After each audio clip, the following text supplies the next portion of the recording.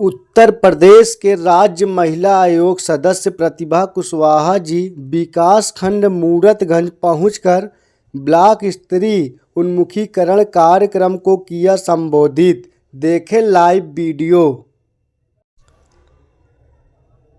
मैं प्रतिभा कुशवाहा हूं, मेरे हौसलों में जान बाकी है, कौशाम्बी को सजाने को मेरे अरमान बाकी हैं। मैं राज्य महिला आयोग सदस्य हूं, मगर सरहदों को यह ऐलान करती हूं, वतन में सिर कटने को मेरे अरमान बाकी हैं। हार्दिक स्वागत और वंदन करती हूँ।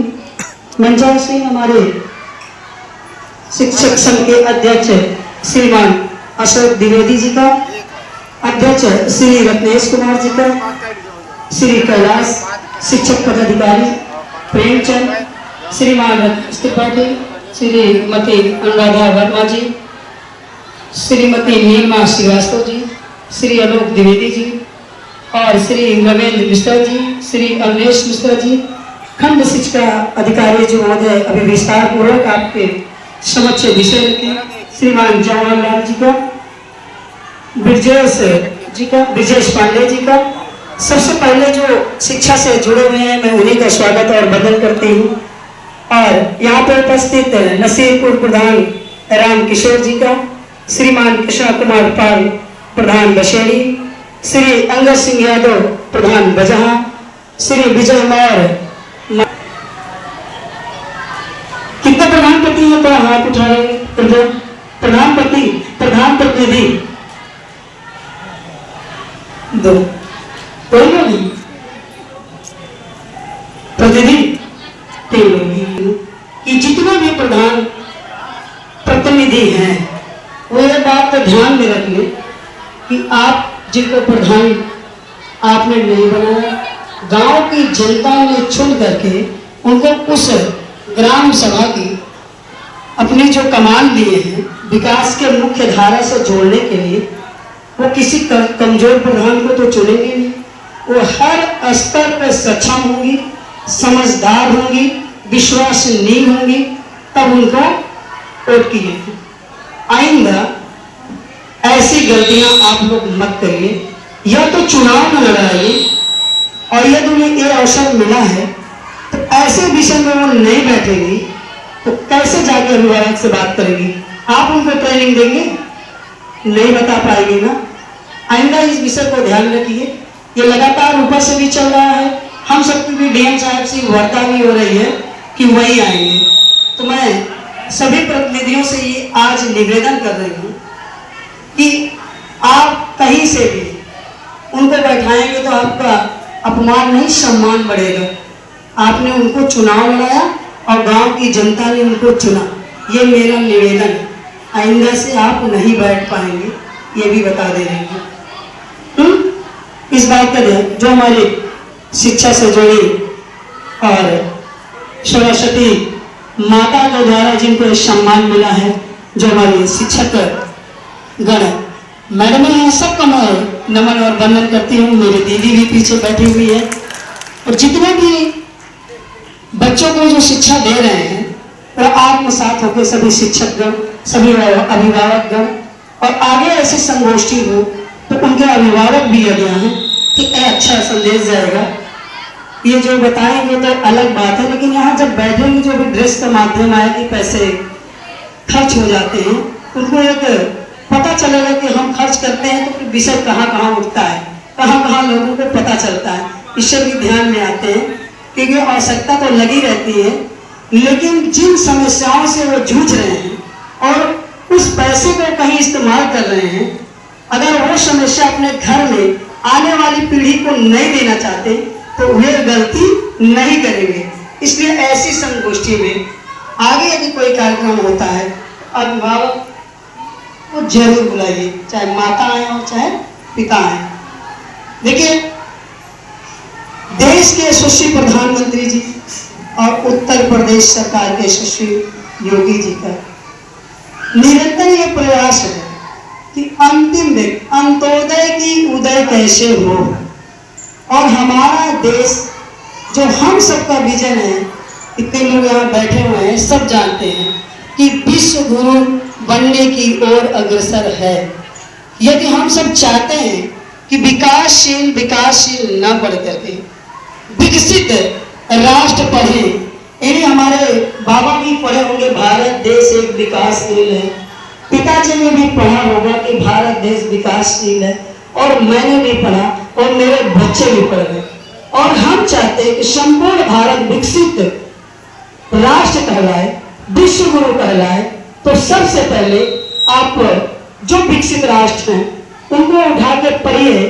वहां जिस देश की बेटी, जिस देश की माताएं बहनें शिक्षित, सुगंधित और शिक्षित होके खुले में आराम से, चाहे रात हो या दिन हो, बेखौफ होकर कार्य करे, काम में भागीदारी करे, वहां की शिक्षा व्यवस्था उत्तम हो, स्वास्थ्य व्यवस्था उत्तम हो और हर घर का संपूर्ण विकास हो, वही देश विकसित देश कहलाता है। उसके कड़ी में जो निरंतर एक प्रहार हो रहा है शिक्षा के क्षेत्र में कि शिक्षा कैसे आगे बढ़े। आप जानते हैं हमारे इस विद्यालय में कैसे बच्चे पढ़ने आते हैं। जब ध्यान जाता है कि उनके यहाँ काम बहुत होता है, वो श्रमिक होते हैं, कामगार से जुड़े होते हैं, बच्चों को अच्छा पोषण भी नहीं दे पाते, तो उनके लिए शुद्ध पोषण की व्यवस्था विद्यालय में कराई गई। यदि बच्चे आए तो आप लोगों के माध्यम से जो मेनू तय हुआ है उस मेनू के माध्यम से उनको भोजन दिया जाए जिससे वो स्वस्थ हो। दूसरा आता है सफाई। इसके पहले विद्यालय में, जूनियर हाई स्कूल के विद्यालय में या प्राथमिक विद्यालय में शौचालय हुआ करते थे और नहीं भी हुआ करते थे। जो हुआ करते थे उसमें ताला बंद हुआ। मैं 2015 में खुद सर्वे की हूँ, इस विषय को डीएम साहब के सामने रखा गया। उस पर ये हुआ जब आप शौचालय बंद रहेगा या गंदा रहेगा तो बच्चे जाएंगे नहीं। उस परिस्थिति में यदि यहाँ का माहौल है तो बच्चे बाहर भी नहीं जा सकते। गांव में तो कुछ लोग दाएं बाएं निकल जाते हैं। ये सोचनीय विषय है। जब हम स्वास्थ्य की बात करते हैं, स्वच्छ और सफाई की बात करते हैं, अगर हमारा विद्यालय का प्रांगण या शौचालय साफ सुथरा नहीं रहेगा तो हमारा मन भी साफ नहीं रहेगा, क्योंकि एक स्वस्थ मन में ही स्वस्थ चित्त का विकास होता है। अब जब स्वस्थ चित्त का विकास होगा तभी आप जो शिक्षा देंगे वो आत्मसात होगी और उसको लेके जाएंगे। इसलिए इस दिशा में ग्राम प्रधानों, जहां तक मुझे नॉलेज है, मैं प्रधान जी से सीधे वार्ता कर रही हूँ। आपके यहाँ सफाई कर्मी नियुक्त है, 9 से 2 या 1 ऐसा समय है, तो क्या वो आते हैं आपके यहाँ? आते हैं तो उनको एक निर्देश है, सबसे पहले विद्यालय साफ करेंगे। आप देख लीजिएगा, उनकी ये ड्यूटी है कि सबसे पहले विद्यालय की साफ सफाई करें, उसके बाद हमें और बातें तो हम जिलाधिकारी महोदय तक पहुंचाएंगे। यदि तत्कालीन व्यवस्था ये हो कि विद्यालय को साफ करें, वहां आपके भी बच्चे जाते होंगे, आपके गांव के बच्चे जाते हैं जो आपके अपने हैं। इसमें विशेष ध्यान दीजिए कि तत्काल हम लोग इतने लोग बैठे हैं समस्या बताने के लिए नहीं, समस्या का समाधान करने वाले भी हैं कि कैसे इसकी तत्काल समस्या समाधान हो सके। पेपर होने वाला है बच्चों को, वो साफ सफाई वहां होनी चाहिए। आप प्रधान जी से मैं कहना चाहती हूँ कि आप लोग गांव के प्रथम नागरिक हैं। तो सच बात है अभी जो बताएं कि हर व्यक्ति आपसे जुड़ा हुआ है। आप अपने यहाँ जितने भी कार्यक्रम चलते हैं उसमें एक कार्यक्रम और बनाइए कि गांव की जो माताएं बहनें हैं जिनके बच्चे यहाँ पढ़ते हैं और उनको भी बुलाइए जो किन्हीं कारण से, किन्हीं परिस्थिति से जुड़ के अपने बच्चों को फीस नहीं दे पाते हैं, उसके बाद भी वो कॉलोनी में भेजते हैं। ऐसा होगा गाँव में, फीस नहीं दे पाते, 2-3 महीने की पेंडिंग रहती है। मैं भी गाँव के रहने वाली हूँ, मुझे पता है, पूरी व्यवस्थाएं नहीं कर पाते, लेकिन वो एक संघर्ष कर रहे हैं कि हमारा बच्चा वहां जाएगा तो कुछ और पढ़ के आएगा, वहां अच्छे ड्रेस है, अच्छे से पहन के आते हैं, वहां हो सकता है और पढ़ाई हो, और जिन परिस्थितियों से हम जूझ रहे हैं उससे हम बाहर निकल आए। इस उलझन में वो और परिस्थिति में फंसते जाते हैं। ऐसा है ना, उनको ये बताना है। इस विद्यालय में जो टीचर हैं, जो जो यहाँ पढ़ाती हैं या पढ़ाते हैं, विभिन्न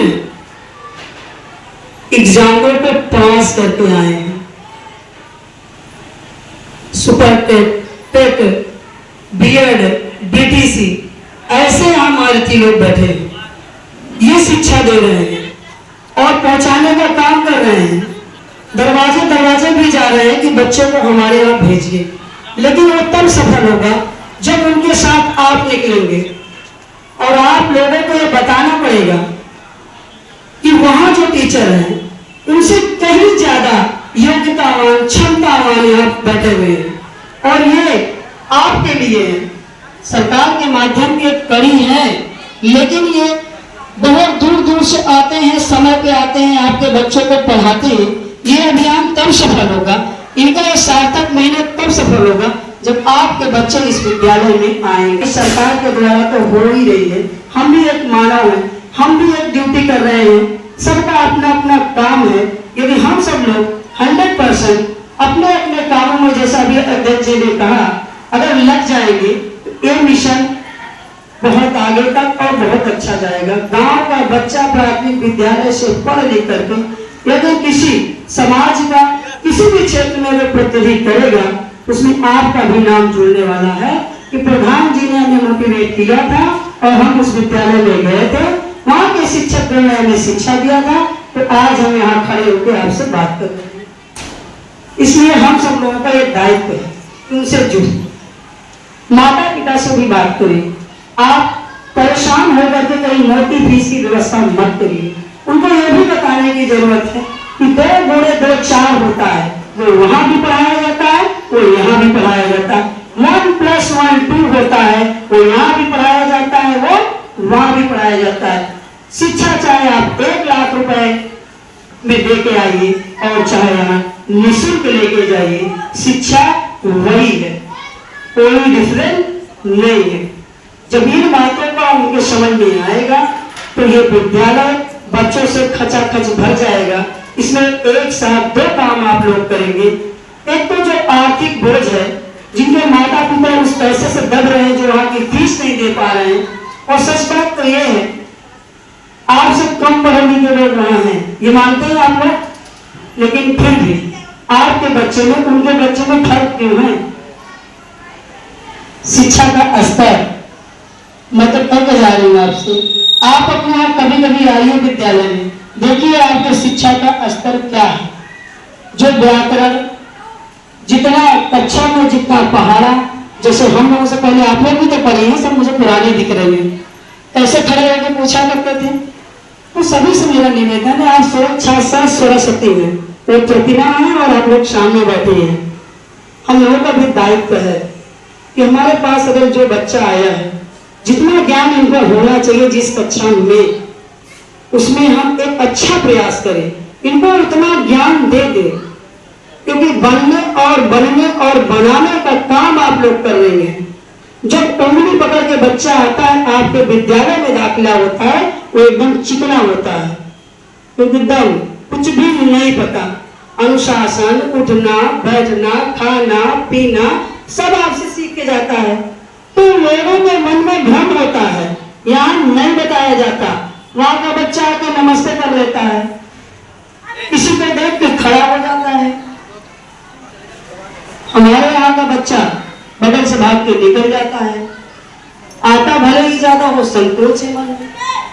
लेकिन अभी जो आपने स्वागत कराया, अभी विद्यालय का वार्षिक उत्सव भी हुआ होगा, दृश्य बदल गए हैं।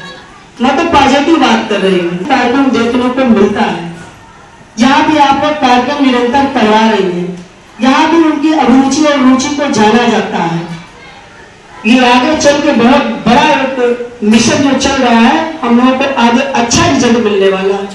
लेकिन उसके लिए जितने भी यहाँ शिक्षक बैठे हुए हैं, सबसे ज्यादा प्राथमिक विद्यालय में मैं देखती हूँ मातृ शक्ति ज्यादा रहती है।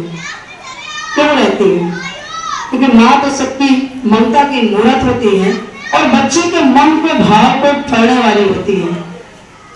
वो बच्चों को देखते ही जान जाती है आज ये गुस्सा है या खुश है। इसलिए उन बच्चों को जितना ज्ञान मिलना चाहिए जैसे हम अपने बच्चों को अदर जगह पढ़ाते हैं और थक कर जाते हैं, उसके बाद भी देखते हैं बच्चे ने क्या पढ़ा, देखते हैं ना, और क्या कर रहा है। हम तो 8 घंटे बाहर हैं, तुमने पढ़ा कि नहीं पढ़ा फोन कर लेते हैं। वैसे सबका नंबर भी थोड़ा हमारे पास होना चाहिए। अगर हम 10 टीचर हैं तो 5-5 बच्चों का नंबर हमारे पास होना चाहिए। अपन बच्चों को कभी कभी फोन करना चाहिए, बेटा आपने घर में काम किया कि नहीं, ऐसे हमें करना पड़ेगा यदि हम चाहते हैं कि बच्चा हमें याद रखे। आपने भी पढ़ा होगा, हमने भी पढ़ा होगा, हम सब ने पढ़ा होगा, लेकिन हम कुछ ही टीचर को याद रखे होंगे ना, ऐसा है ना। आप याद करिए किसने किसने आपको पढ़ाया, कोई, लेकिन 1-2 टीचर का नाम सबको याद है। उनको देखते ही चाहे जितने आप मुझे सिंहासन बनाएंगे उनका पैर छू लेंगे और बोलेंगे बहुत सी नेता में पढ़े तो ज्ञानेश द्विवेदी जी का नाम याद है। आपने कुछ लोग होंगे जो पढ़ी होंगी, उनसे वो बाहर आते थे तो एक पे पूछते थे तुम क्लास क्यों नहीं, तो बड़ा अच्छा लगता है। ऐसे आपको भी बच्चा याद रखे, ऐसे हमें काम करना है। आप सब लोग जानते हैं पूरा ट्रेनिंग लेके आए हैं, लेकिन कभी कभी जिंदगी बोझिल हो जाती है, वही काम निरंतर करते करते करते आए और चले गए। नहीं, ऐसा नहीं करना है।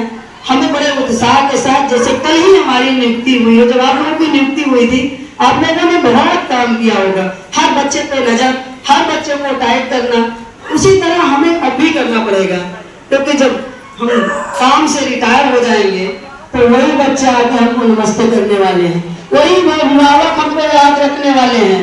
नहीं, हम भी मार्केट में निकल जाएंगे और चुपचाप सामान लेकर चले आएंगे, और उनके बीच में निरंतर यदि बने हैं तब हमारी निरंतर बनती रहेगी, हमारी जिंदगी बोझिल होने वाली नहीं। सरकार की जितनी भी योजनाएं चल रही है, जिस योजना की जो बच्ची पात्र है उसको उस योजना का लाभ मिल रहा है। मान लिया किसी के माता पिता नहीं है तो उनको जो सुविधा मिलती है, आप स्कूल के माध्यम से सुमंगला योजना से जुड़वाइए, उनके अभिभावक खाते में सीधे पैसे जाएंगे, जिससे सीधे इनको लाभ होने वाला है। और ज्यादा जितनी योजना थी सब आपने बता दिया है। कहने का मतलब है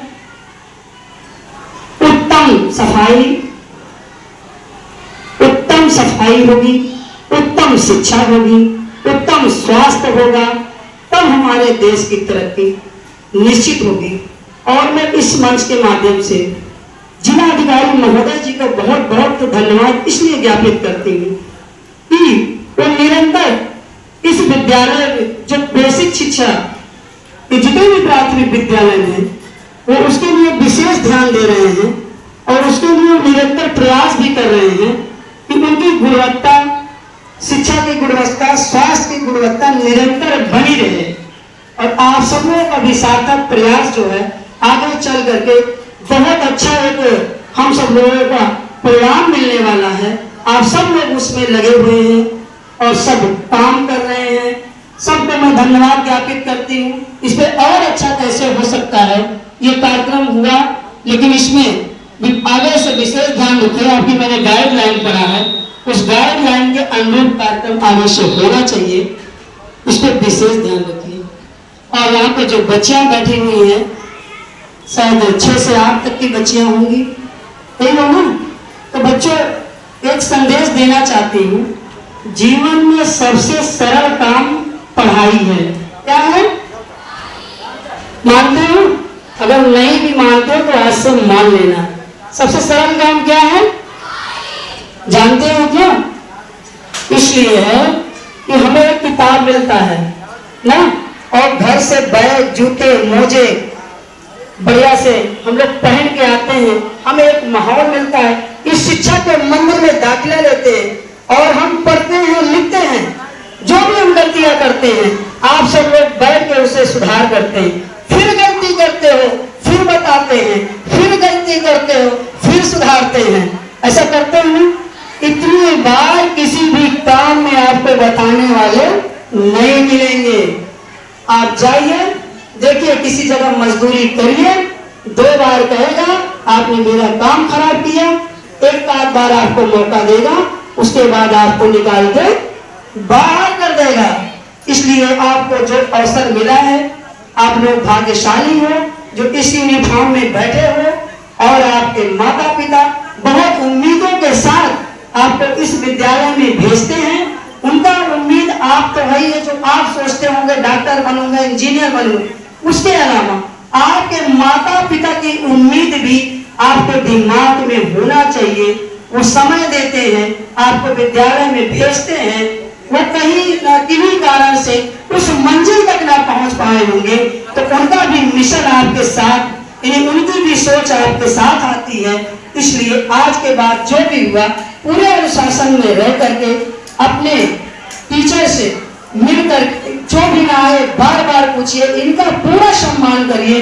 कहीं ना कहीं ये डरे होते हैं आप नहीं पढ़ेंगे, यदि हमें डांट देंगे तो आप घर में जाके बताएंगे, तो अनुशासन इनका नहीं होना चाहिए। क्योंकि जिस पत्थर में ज्यादा छीनी हथौड़ी लगती है वही मंदिर में रखा जाता है ना। इसलिए आपको शिक्षा जब तक मिले, जहां तक मिले, पूरे मन से लीजिए और पढ़िए और अपनी मंजिल तक पहुंचिए, जिससे आने वाले भविष्य में आप कहीं भी खड़े हो, किसी भी समाज, किसी भी विषय का प्रतिनिधि करें, तो आपके नाम की मिसाल देने का काम ये आपको जरूर करना है। मैं आप सब लोगों का पुनः सादर अभिनंदन करती हूँ, धन्यवाद करती हूँ सभी मंचासीन को। जय हिंद, जय भारत।